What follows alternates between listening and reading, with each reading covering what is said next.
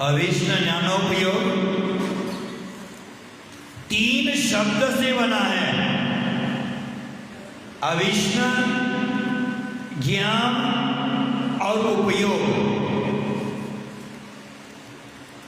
अविष्ण plus ज्ञान plus उपयोग is equal to अविष्ण ज्ञानोपयोग। अर्थात निरंतर ज्ञान का उपयोग करना ही अविष्ण ज्ञानोपयोग है। आत्मा के अनंत गुण हैं और उनके कार्य भी अलग अलग हैं। ज्ञान गुण इन सभी की पहचान कराता है और अनंत गुणों में सुख है, यह भी आत्मा का विशेष गुण है और उस गुण की अनुभूति ज्ञान के द्वारा ही संभव है। ज्ञान ही वह गुण है जिसकी सहायता से पाषाण से सुवर्ण निकाल सकते हैं, खान में से हीरा पन्ना को पृथक किया जा सकता है। अविष्ण ज्ञानोपयोग ही वह साधन है जिसके द्वारा आत्मा की अनुभूति कर सकते हैं, आत्मा की समुन्नति हो सकती है। उस अविष्ण ज्ञानोपयोग के माध्यम से ही हमारी आत्मा का विकास किया जा सकता है, आत्मगुणों की पहचान हो सकती है। मनुष्य के जीवन में जो मिला ज्ञान गुण है, उस ज्ञान गुण का सदुपयोग करना छोड़ करके आज का व्यक्ति उस ज्ञान की धारा का दुरुपयोग ही करता है। ज्ञान का प्रवाह है वह नदी के प्रवाह के समान है। जैसे गंगा नदी के प्रवाह को सुखाया नहीं जा सकता, मात्र उस प्रवाह को दूसरी दिशा में मोड़ा जा सकता है। गंगा नदी के मार्ग को बदला जा सकता है। उसी तरह जीव के पास जो ज्ञान गुण है, उस ज्ञान गुण को सुखाया नहीं जा सकता। उस ज्ञान गुण को स्वपर कल्याण के लिए लगाया जा सकता है। ज्ञान का दुरुपयोग ही हमारे जीवन के विनाश का कारण है और ज्ञान का सदुपयोग ही हमारे आत्म विकास का साधन है। ज्ञान का सदुपयोग ही सुख है। ज्ञान का सदुपयोग ही हमारे जीवन की उन्नति का माध्यम है। ज्ञान के सदुपयोग के लिए हमारे अंतरंग में जागृति होना परम आवश्यक है। हमारी अवस्था बहुत विचित्र बन गई है। जैसे किसी वृक्ष के ऊपर कबूतर बैठता है, उस कबूतर की तरह हमारी दशा बन गई है। कबूतर के पास अपने दोनों पंख फैला करके आकाश में उड़ान भरने की शक्ति होती है, फिर भी पेड़ के नीचे बैठी बिल्ली है, उस बिल्ली से वो डरता है और बिल्ली मुझे खा न जाए, इस डर से वो भयभीत रहता है। उस बिल्ली को देख करके अपने होश हवास खो बैठता है। अपनी पंखों में जो शक्ति है उस शक्ति को भूल बैठता है और स्वयं घबरा करके बिल्ली के सामने गिरता है और बिल्ली का ग्रास बनता है, शिकार बन जाता है, अपने जीवन को बर्बाद कर देता है। भव्य बंधु, जंगल में जब हिरनी के पीछे शेर लगता है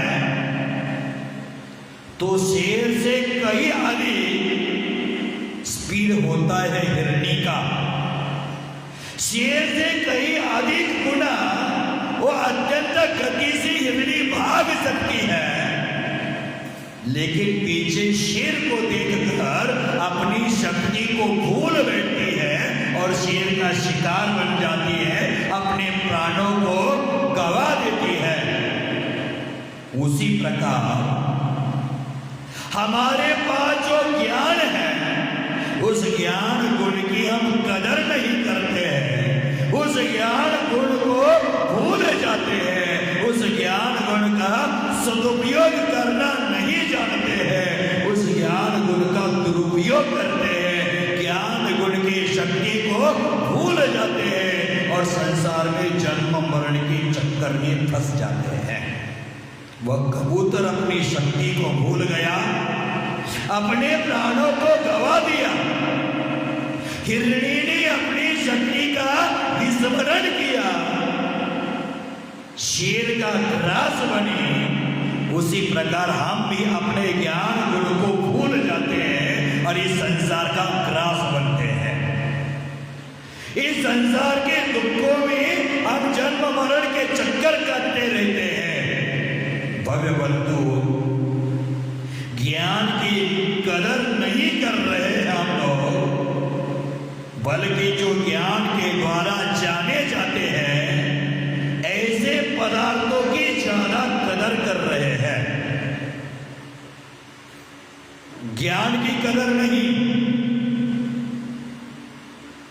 ज्ञेय वस्तु की कदर है। जिस वस्तु को जिस ज्ञान के द्वारा हम देखते हैं, जानते हैं, उसकी हमें ज्यादा रुचि है। होना इससे विपरीत चाहिए। हमारे जीवन में ज्ञेय पदार्थ की नहीं, ज्ञानमय आत्मा की कदर होना चाहिए, ज्ञान की कदर होना चाहिए। आज तक हमने पर वस्तु का संकलन किया, पर वस्तु के संचालक बने, पर वस्तुओं के संग्रह में अपना जीवन बर्बाद कर दिया।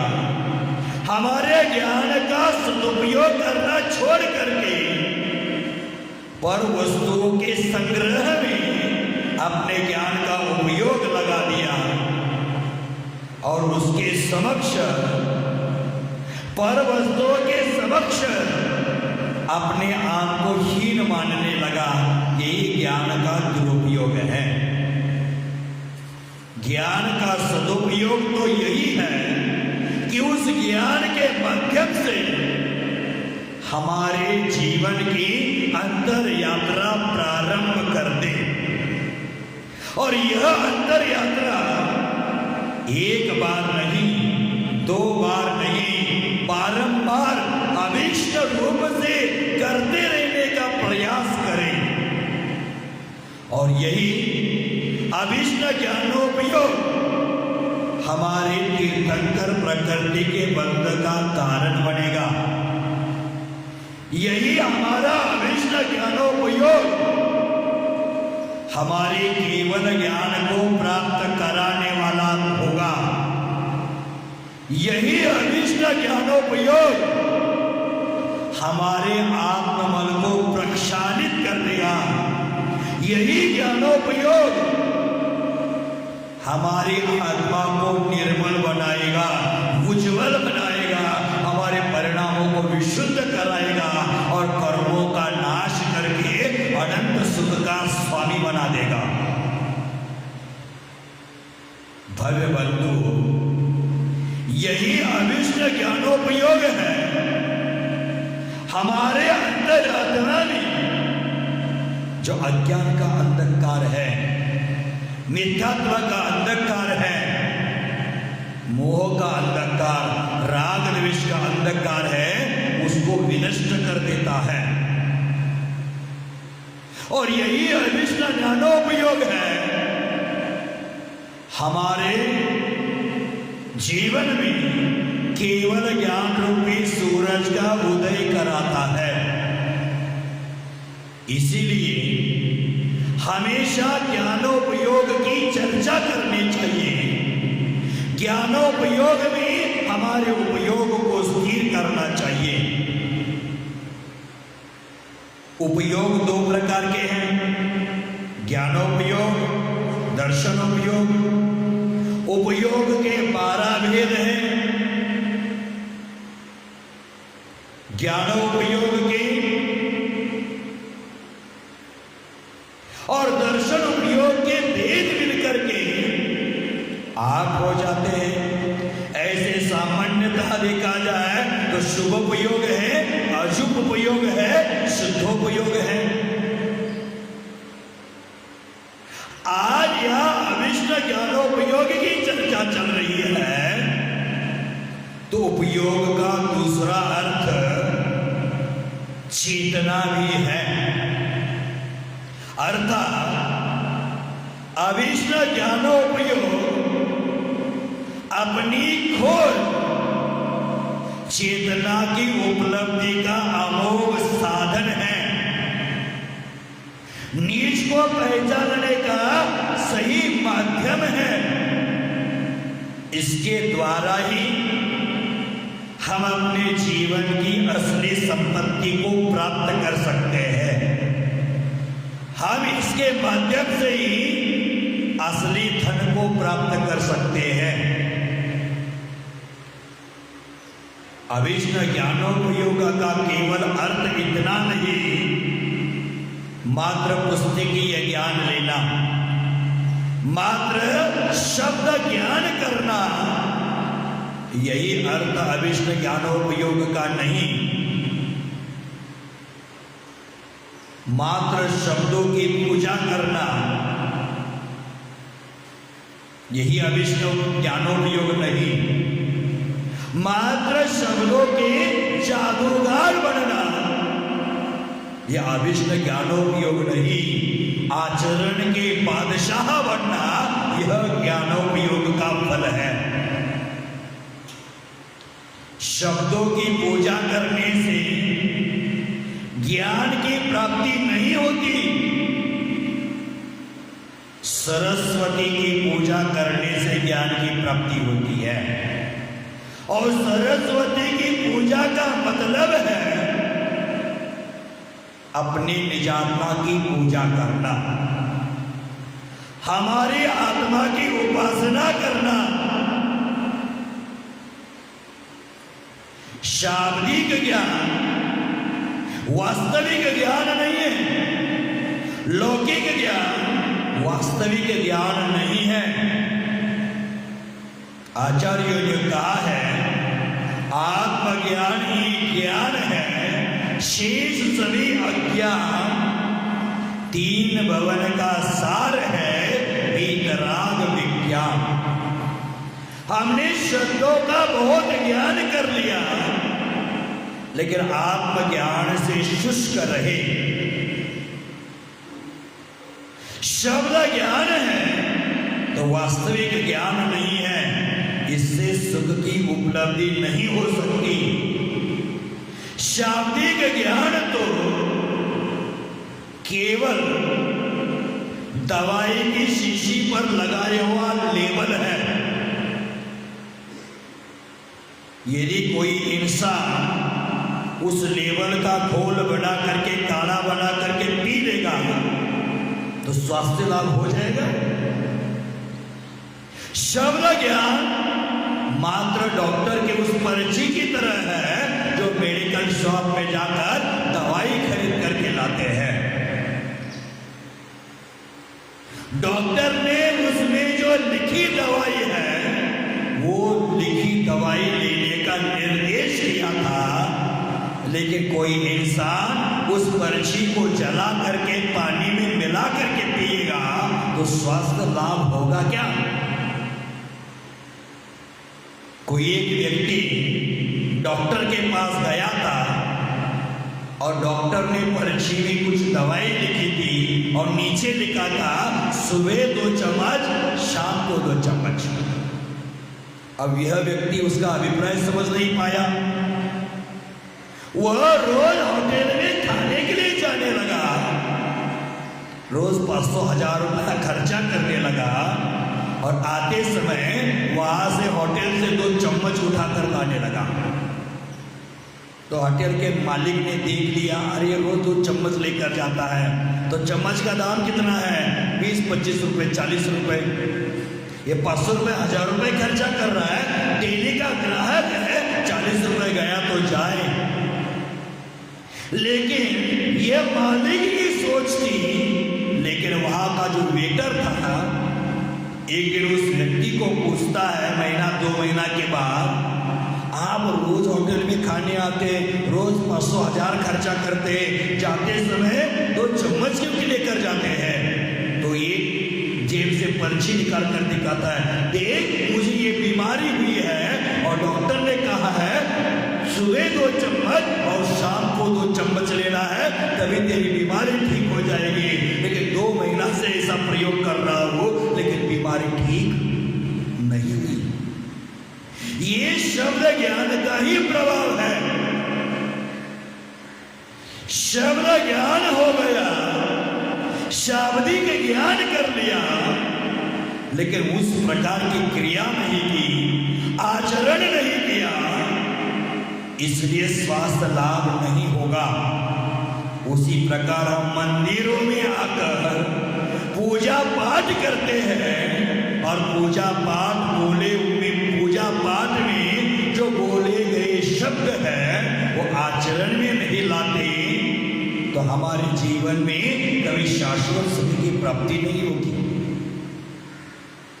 या बोलेंगे मैत्री भाव जगत में मेरा सब जीवों से नित्य रहे, भगवान के सामने रोज भावना करेंगे, तेरी छत्र छाया भगवान मेरे सिर पर हो, मेरा अंतिम समाधि मरण तेरे दर पर हो। समाधि मरण इतनी सस्ती चीज है क्या? आज तक आलू प्याज नहीं छोड़ा है, अष्टमुलगुण का पालन नहीं कर रहा है, यहां आकर भावना करता है समाधि की। समाधि क्या है? मैं एक दिन बोलूंगा, साधु समाधि भावना आने वाली है सामने। साधु समाधि कोई बच्चों का खिलवाड़ नहीं है। साधु समाधि के लिए अभ्यास करना पड़ता है, तभी जाकर साधु समाधि होती है। मंदिर जी में भावना करता है बहुत कुछ, दर्श विशुद्धि भावना भाई, 16 तीर्थंकर पद पाए, परम गुरु हो, जय जय नाथ परम गुरु हो। भावना कर रहे हैं, कितनी ऊंची आवाज में, कितने स्वर से हिल डुल करके नाच गाना करके बोल रहा है। क्यों तारो बाबू? दर्श विशुद्धि भावना भाई, 16 तीर्थंकर पद पाय, परम गुरु हो, जय जय नाथ परम गुरु हो। यहाँ पूजा कर दिया और पूजा करते समय द्रव्य चढ़ाने के लिए झगड़ा कर दिया, मेरी थाली में बीच में तू क्यों आया? अपनी पूजा को बर्बाद किया, परिणामों को नष्ट किया।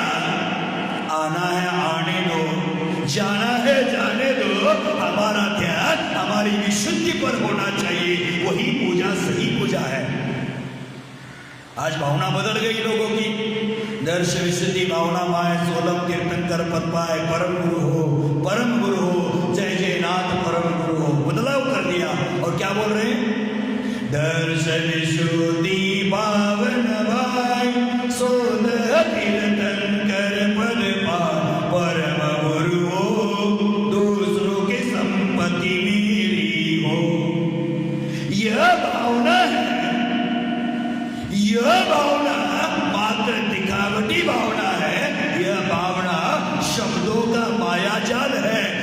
शब्दों का ज्ञान है, ये शब्दों की रट लगाने से